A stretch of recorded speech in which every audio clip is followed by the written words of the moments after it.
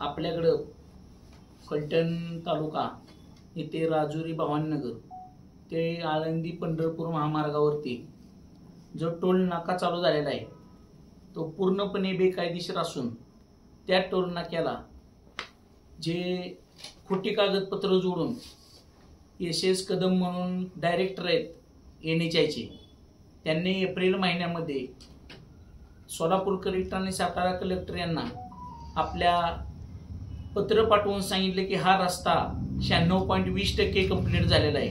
वास्तवतः हे पूर्णतः खोटे असून सर्व फलटण तालुक्यातल्या जनतेला माहिती आहे किंवा सर्व नागरिकांना माहिती आहे की फलटणमधून ज्यावेळेस आपण पंढरपूरकडून फलटण तालुक्यात एंट्री करतो टोल नाका सोडल्यानंतर वाजेगाव ब्रिज अपूर्ण आहे, त्यानंतर फलटणमध्ये येताना विडणी जो बायपास आहे विडणी बायपास अपूर्ण आहे, त्याच्यानंतर त्याच्या पुढचा ब्रिज अपूर्ण आहे, त्याचबरोबर फलटण बायपास वळण अपूर्ण आहे, ताममाळा इथे जे पूल आहे तो पूल अपूर्ण आहे, त्याचबरोबर ताममाळापासून पुढे गेल्यानंतर तरडगावचा ब्रिज अपूर्ण आहे, त्याच्याबरोबर लोणंदपर्यंत गेल्यानंतर लोणंदचा बायपास अपूर्ण आहे। आणि ह्या सर्व कारणामुळे आता असं घडतंय की जे पुण्यावरून ट्रॅफिक येते किंवा पंढरपूर सोलापूरवरून ट्रॅफिक येते त्यामध्ये मोठे कंटेनर असतील ट्रेलर असतील आपल्या सौर ऊर्जेचे जे पाती वाहतात किंवा स्पेअर वाहतात ते मोठे कंटेनर आहेत, त्यामुळे लोणंदच्या इथं 1 तासभर 4-5 किलोमीटरच्या रांगा लागतात, ट्रॅफिक होते। फलटणमधील नाना पाटील चौकात ट्रॅफिक होते, गोविंदपाशी ट्रॅफिक होते, त्याचबरोबर विडणी दुलदेव त्याचबरोबर फलटण नाना पाटील चौक जिंती नाका हा रस्ता पण NHच्या इकडे वर्ग झालाय।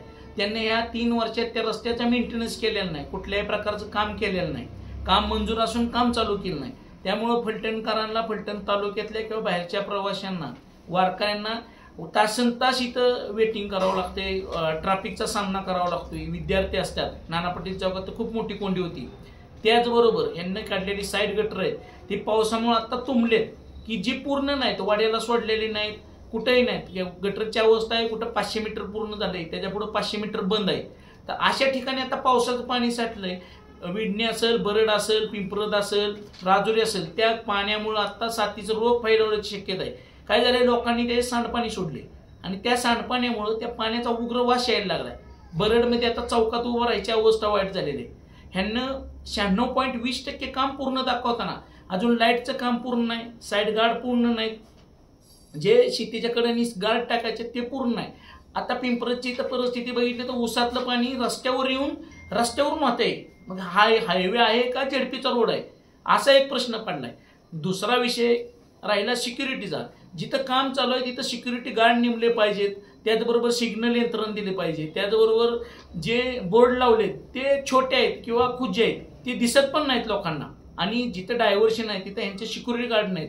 ह्या RKCचं 1 नंबर भांगार काम आहे, त्यांना पूर्ण रोड हा एखाद्या नवीन कॉन्ट्रॅक्टर सारखा झालेला आहे, एक लेवल नाही, सगळी पूर्ण खालीवरती झालेला रोड आहे। त्यांना जे रस्त्याची क्वालिटी केली, जिथं ब्रिज पूर्ण झालेत तिथं काळे पांढरे पिवळे पट्टे नाहीत, म्हणजे सेफ्टीचं काही यांना पडलेलं नाही। 100हून अधिक लोक इथं मृत्युमुखी पडलेत, ह्यांना त्याचं घेणं देणं नाही, ह्यांना फक्त टोल चालू करून वसुली करणे। ह्या कदमने सगळ्यात घाण प्रकार म्हणजे एवढी मोठी अतिवृष्टी झाली पण कदम इथं एकदाही भेटायला नाही, लोकांची अवस्था पाहायला आला नाही। त्याचबरोबर टोल नाक्यावरील त्या अधिकारी तर लोकांनी रस्त्याचे पैसे घेतलेत, म्हणजे आता काय दिलेले पैसे वसूल करायचा धंदा चालू केला का ह्यांना। स्थानिकांना जर तिथं न्याय मिळणार नसेल तर ह्या टोलचं काम नाही, आणि आता हा टोल मी तर पूर्णतः म्हणतो येणारी जी वारी आहे त्याच्यावर डोळा ठेवून त्यांच्याकडून लाखो कोट्यवधी रुपये वसूल करण्यासाठी टोल दाढ घातलेले आहे। ह्या टोलवाल्यांना कसल्याही प्रकारचं दयामाया नाही, आणि त्याबरोबर रस्त्याचं काम अपूर्ण असताना हा टोल बंद झालाच पाहिजे। जर हा नाही झाला तर येणाऱ्या 8-10 दिवसात त्या टोल विरुद्ध उग्र आंदोलन करणार आहे। त्यामध्ये पक्षीय वातावरण नसेलच, त्यांच्यामध्ये वारकरी संघटना असतील, सर्व पक्षीय संघटना असतील, सामाजिक कार्यकर्ते असतील, शेतकरी असतील, वारकरी असतील, या सर्वांना घेऊन ह्यांच्या विरुद्ध एक जन आंदोलन छेडलं जाईल। कारण ज्या अधिकाऱ्यानं साहेब इथं जे कदम म्हणून आहेत SS कदम आहेत, जे टेक्निकल प्रोजेक्ट डायरेक्टर आहेत, त्यांना डिस्ट्रिक्ट कलेक्टर आणि majestic collector compound first floor Solapur यांना एक खोटं पत्र दिलंय। ते म्हणतात की धर्मपुरी ते लोणंद रस्ता हा प्रोग्रेसमध्ये आहे आणि त्याचं आताच्या एप्रिल एंडला 96.20% काम पूर्ण आहे. हे त्यांना लेखी पत्र दिलंय कलेक्टर साहेबांना आणि शासनाची दिशाभूल करून हा टोल चालू केलाय. सगळ्यात महत्वाचा मुद्दा हा आहे की 96.20% म्हणजे म्हणतात किती. आपण जर बघितलं तर 50% काम फलटण तालुक्यातलंच. आपण कलेक्टरची जबाबदारी नाही का टोल आकारायला परवानगी देताना ते पाहिजे. आता त्यांना जरी पाहिलं नसेल तरी पण ह्यांना डायरेक्टर आहेत हे कलेक्टर पण दोषी आहे ना. बरोबर, कलेक्टर साहेबांची पण चुका आहे ह्याच्यात.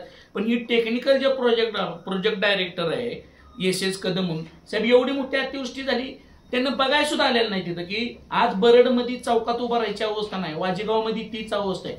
गटर्स कुठंच पूर्ण नाही, कुठंच गटर्स नाहीत नव्हे, लोकांनी JCB आणून ते फोडलंय त्यावेळेला पाणी निघालंय. हो बरोबर, तर 10 फूट पाणी होतं त्या कॅनलला. त्याचबरोबर राजुरी चौपल्याच्या वरते मोरींची अवस्था असे, येणारी मोरी वरून येणारी मोरीच्या वरती वरच्या बाजूला 25 फूट ह्यांना मोरी काढली, त्याच्यामुळं पाणी पूर्ण तळ झालं. आणि आताचे जे त्यांचे ब्रिज आहेत त्या ब्रिज वरती अक्षरशः बायपास जिथून पूल केलेला आहे त्या पुलाखाली 4-5 दिवस पाणी साठून राहिलं होतं. पाणी निघून जायला कुठेही मार्ग नव्हता.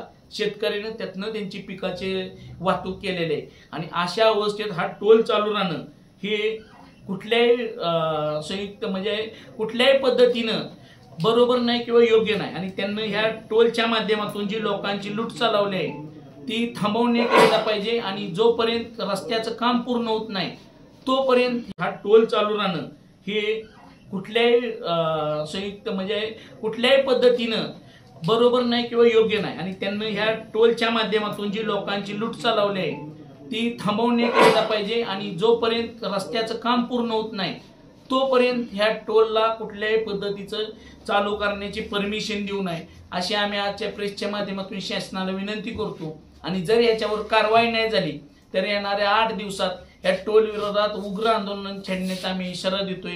ह्याचबरोबर आत्ताच छत्रपती प्रतिष्ठान महाराष्ट्र राज्य शिवाजीराव भोसले यांना पण इथं आम्हाला पाठिंबा दिलेला आहे. त्याचबरोबर मनसे माळशिरस तालुका मनसेने सुद्धा या आंदोलनाला पाठिंबा दिलेला आहे. आम्हाला बऱ्याच प्रकारे वारकरी संघटनांना सुद्धा सांगितलेलं की आम्ही तुमच्या बरोबर आहे, कारण त्यांना सुद्धा ह्या आषाढीमध्ये ह्या टोलचा खूप त्रास होणार आहे. आणि खरं तर या रस्त्याची थर्ड पार्टी इन्स्पेक्शन होऊन नंतरच ह्या रस्त्यावरती ह्याची बिला अदा करावी किंवा टोलचा विचार करावा, कारण 100% हा रस्ता पूर्ण निकृष्ट दर्जाचा आहे. त्याचबरोबर NHAच्या नियमाला धरून कुठलंही काम झालेलं दिसून येत नाही. पूर्णपणे रस्ता हा चुकीच्या पद्धतीने झालेला आहे. धन्यवाद.